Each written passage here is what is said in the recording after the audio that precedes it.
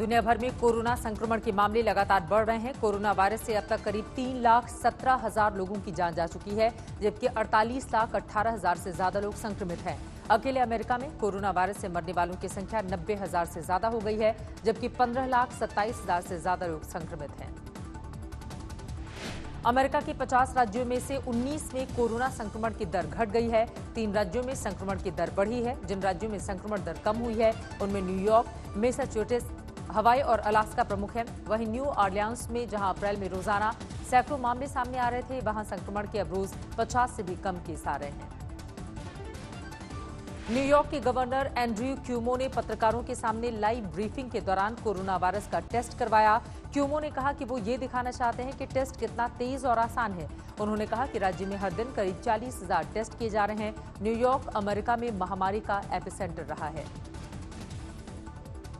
Brazil के अस्पतालों में मरीजों की संख्या बढ़ती जा रही है। यहां इमरजेंसी बेड की कमी हो गई है। देश में स्वास्थ्य व्यवस्था की स्थिति बेहद खराब हो गई है। सबसे ज्यादा प्रभावित साओ पाउलो के मेयर ने कहा है कि सरकारी अस्पताल अपनी क्षमता के हिसाब से 90% भर चुके हैं। ब्राजील में कोरोना से साओ पाउलो सबसे बुरी तरह से प्रभावित है।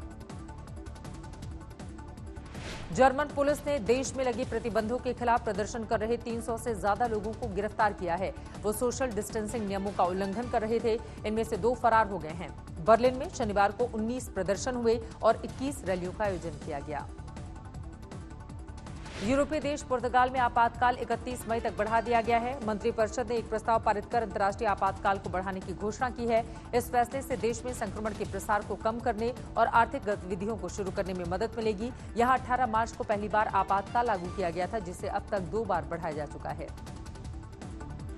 इजरायल में चीनी राजदूत हू वेई की मौत के बाद चीन की कम्युनिस्ट सरकार ने इसकी स्वतंत्र जांच का ऐलान किया है। चीन की सरकार ने कहा कि एक चीनी जांच दल इजरायल के तेल अवीव पहुंचेगा। इसके साथ जांच टीम जू वेई को चीन में दफनाने के लिए वापस आने का इंतजाम करेगा।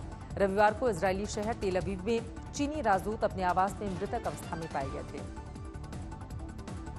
कोरोना के बाद वुहान में स्कूलों को खोल दिया गया है। सोमवार को बड़ी संख्या में बच्चे मास्क पहने स्कूल पहुंचे, जहां उनको थर्मल स्क्रीनिंग के बाद एंट्री दी गई। वुहान में 3 महीने के लॉकडाउन के बाद धीरे धीरे जिंदगी पटरी पर आ रही है। हालांकि इस बीच चीन के स्वास्थ्य विभाग ने चीन में कोरोना के 25 नए मामलों की पुष्टि की है, जिनमें से 14 ऐसे हैं जिनमें कोरोना के लक्षण नहीं हैं। ग्रीस में लॉकडाउन में छूट के बाद पुरातात्विक साइट को फिर से खोल दिया गया है। इन साइट्स पर पर्यटकों को कुछ शर्तों के साथ आने की मंजूरी मिल गई है। कोरोना महामारी की वजह से ये मशहूर साइट्स 2 महीने से बंद था। इसके साथ ही ग्रीस में शॉपिंग मॉल और हाई स्कूल को भी खोल दिया गया है।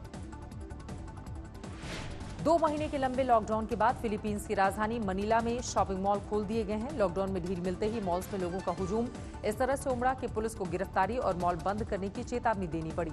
फिलीपींस में अब कोरोना संक्रमितों की संख्या 12,000 के पार पहुंच गई है और 824 लोगों की मौत हुई है।